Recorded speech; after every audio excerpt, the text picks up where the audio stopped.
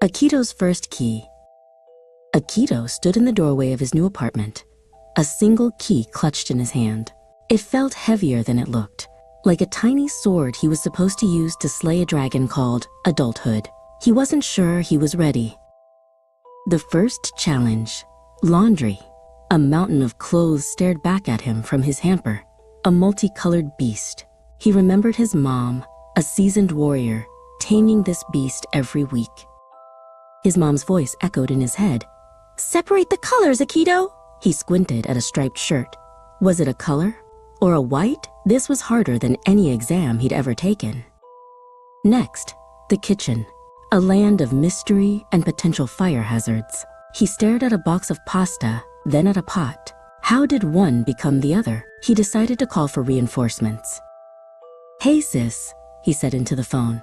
Hypothetically, if someone were to, say, cook pasta, how would they do that? He could hear his sister, Hana, laughing on the other end.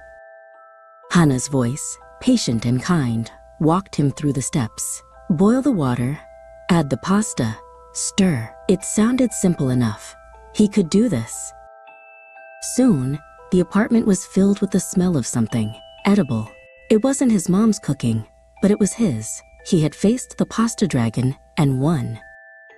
The days turned into weeks. Akito learned to conquer the laundry beast, navigate the treacherous aisles of the grocery store, and even assemble a bookshelf with only a few leftover screws. One evening, he sat by his window, looking out at the city lights. The key in his pocket didn't feel so heavy anymore. It felt like his. He still called his sister for advice, and his mom for her recipes. But he was learning that being an adult wasn't about slaying dragons alone. It was about knowing who to call for backup, and that was a lesson worth learning.